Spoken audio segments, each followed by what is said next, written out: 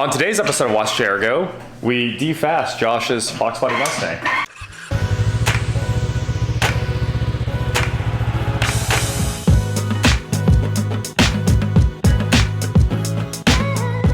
What is going on, guys? I'm Watch Chair Go, and today we're back here with Josh and his 5.0 Fox Body Mustang. It's getting a lot less cam today. All right, Josh, why do you want to go slower? He did already tell me it's about drivability, not about going slower here. Coming at me with a hard-hitting question. Sometimes slower is faster on the street. Yeah, no doubt. Yeah. We just looked at the cam specs for this thing. Currently, this engine has the Trick Flow Stage 5 in it, which is an old cam that they don't make anymore, and it's gigantic, and it never has vacuum at idle, right? So you lose your power brakes, your EFI is having trouble managing the engine, all kinds of fun stuff like that. Yep. Yeah, it's got 108 degrees lobe set, so it's got virtually no vacuum at idle, which no brakes, and you have the two pedal it pretty much everywhere you go. Yep. It smells like gas everywhere you go. This is a race car. So yeah, it was. I really bought it from a guy who was racing it. He said it made 485 at the flywheel, and I thought that's what I wanted for the street. Yeah. Street driving's not that fun, especially with a 5-speed. If you lug it at all below 2,000, it bucks and hooks, and it's a lot of work to drive it. I don't think I've ever seen a cam spec say it makes power at 3,500 RPM. You have to drive this car. So it's going to the Comp Cams Xtreme Energy, which is a slightly milder cam, 20-30% milder, and it should maintain some vacuum, which will make it a lot of fun to drive. Yeah, the duration at 500 on the Stage 5 cam is like a 250, 254. Yes. And the XE 282 I'm going to is 230. 230, 234, something like that. So cool. Much friendlier on the street. A little less lift, but we'll be fine. Well, let's get to it. I guess all we gotta do is take out 38 bolts, right? Yeah, it's 38. I don't know. I definitely made up that number, but there's probably quite a few. Pull the accessories off, leave them in the engine bay. Okay. And then just up and out once we get the fuel and coolant lines unhooked. You want to take the hood off? Probably wouldn't be a bad idea. That way we can drive it around without a hood when we're done. Well, absolutely. That's the only way to drive around. Well, that was quick. You did all the hard work. It's on Sniper EFI, yeah. Moving right along. Coolant's draining. Popping these header bolts off this thing. Well, that came out easy. I guess you probably need this, huh? Okay. You want to dump that thing forward? All right, the exhaust is off, the bell housing bolts are out, the long tube is off of that side. I've got 2 more bolts on this long tube. All the plugs are out, distributor cap's off. I'd say we're pretty close to hooking onto it and pulling it out. Maybe it'll fall out. We'll get lucky. It'll just fall right under the engine stand. Well, yeah, and then all we have to do is keep lifting the car and pick up the engine. No big deal. Sounds logical. Good to be back. Good to be back with my liquid ice. I didn't have any in Vegas, which was tough, right? I was like, do I ship myself a case or do I go on a hunt? So I went on a hunt and I didn't win. I failed on the hunt. So this was a lot easier. You should do a Smokey and the Bandit episode. With liquid ice in the... You gotta run like a truckload of liquid ice. I better get a Trans Am. It was really only, how many bolts? 39, I think you nailed it. I honestly, so there was like 8 per header and 2 motor mount bolts, 4 on the Holley plugs. It was right in there. Oh, nailed it. All right. You want the center or the front? Probably front. Sounds like fun. There we go. Friction fit. Friction fit. She's in. PSA for you guys, check your Harbor Freight jacks. This bolt is one of the ones that holds in the block that like levels the arms on that jack, and it backed itself out. We were like, why won't the jack go down? We looked. Yeah, that's why. So honestly, my Craftsman jack just did the exact same thing, my aluminum one. You should pull all these bolts out and they need like red Loctite because it should never come apart again in its life. Off to the hardware store to fix this.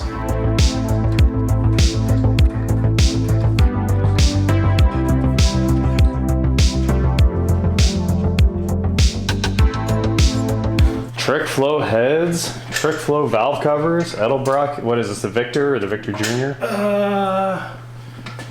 Something like that. Victor Jr. 302. Victor Jr. 302, mechanical fuel pump block off, extension there for the oil pressure.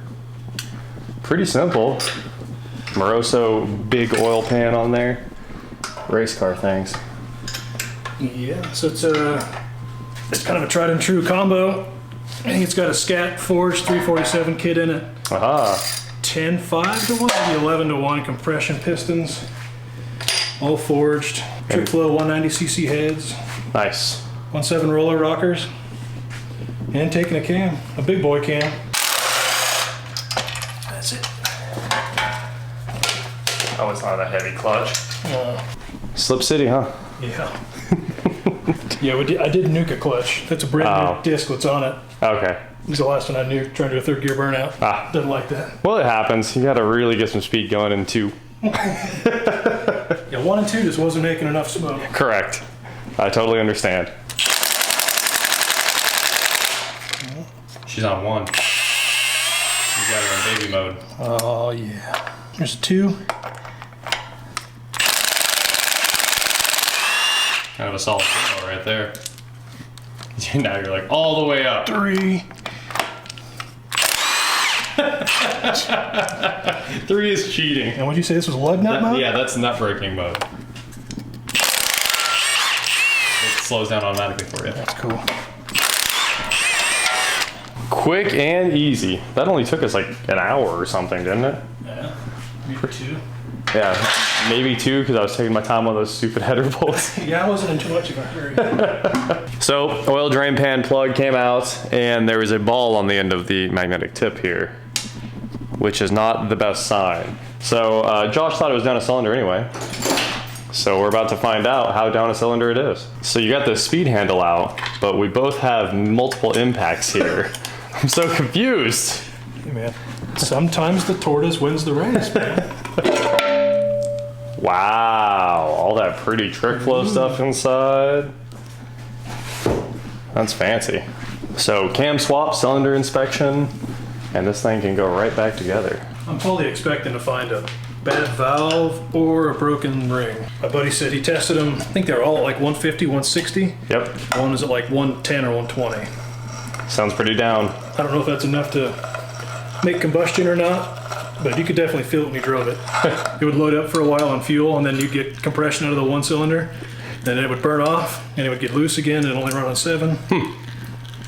So it's fast sometimes. It's, yeah, 7/8 of the time. So the Moroso oil pan it's a dual sump, and here's the front drain plug for you guys. And if you take a look at that ball, you can see I can just kind of push it around. So it's quite a bit of metal. It's not too much. I mean, there weren't chunks coming out of it, but it's definitely some metal. I think that engine had about 5,000 miles on it, but that's probably still too much to be rings and stuff breaking in. So yeah, a little more than seating. It may have some problems.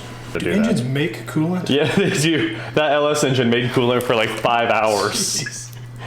You know I have the special hose removing tool in that box over there. If you want to try it. Does it fit a Ford though? Oh, probably not. It's not universal, I hear. Yeah. Probably metric. It's a metric hose remover. Straighten it out so I can pull it off a little easier. Gotcha. Hey, it's on the engine stand, ready to come apart now.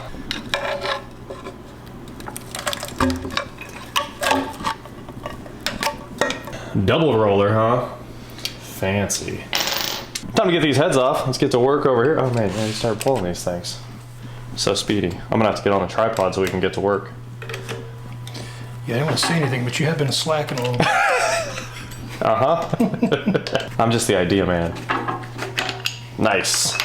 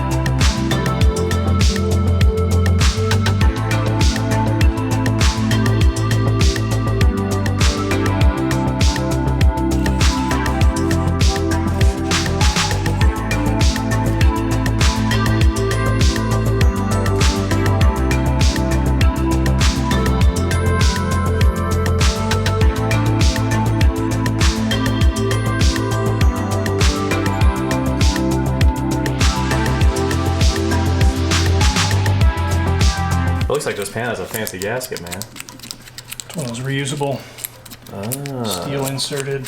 Well, that's what happens when you're working with Team Slow. Yeah. Fancy on the bottom side. Very fancy. Like aftermarket oil pickup too, huh? Well, the ARP sauce didn't just stop at the heads on this. ARP main bolts, everything, probe pistons. What are the rods? So an H-beam, scats it look like, or Eagles. Man. Maybe somebody else could. Everything is ARP, every fastener. Maybe a viewer can help us identify this crank. Oh. The numbers on there? The crank is an X. X302, which makes sense. 34005 400 INT 1720G or C? Yeah, the INT is it's internally balanced to 1,700 grams or something. Huh.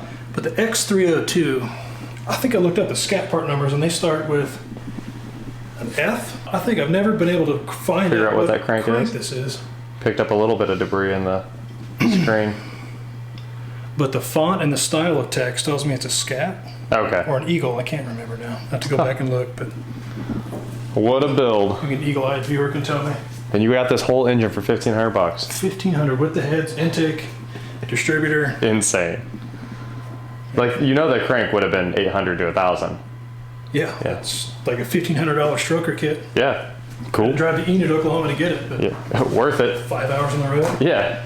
And then the guy met me at his engine builder's shop. Oh, to check everything out? Where it was disassembled. Oh, okay. Partially disassembled, so I got to talk to the builder. Oh. So he confirmed everything, was a completely legitimate builder, so. Can't beat that. Not at all. Oh man, this is the part where you gotta be careful. Nice. I've heard they're pretty light. You should be able to just rip it right out, right? Yeah. An old guy once told me he stands an engine up. Oh. And does this. Uh-huh. It's so much easier. I'm sure. I said, I doubt most people ever thought of that. Well, that cam looks wonderful. There's not an issue on it. No burns. Cam's out. Now, stab a new one. Rotating assembly looks good. Everything turns really smoothly. I guess it's almost reassembly time. What's the game plan? We can throw the cam in it real quick, But now the heads need to get sent out and pressure tested and everything. I think that would be smart. Probably smart. Everything looks great. The skirts look good. The cylinders look good. The crosshatch is beautiful. I mean, this engine seems like it's perfect. So, pressure test the heads, shove a new cam in it. We'll get this thing right back in there and get moving on the next car. So, that is it for today, guys. Thank you so much for watching. I hope you're ready to see this Mustang go fast after this. You've never had it at the track. I don't know why. Luckily, I bought a draggy, so we can throw the draggy on any of the metal that you want. Let's go make a pull. Take the track with us. Take the track to the, I was going to say to the closed road. That's what I was going to say. Well, of course. Stopped.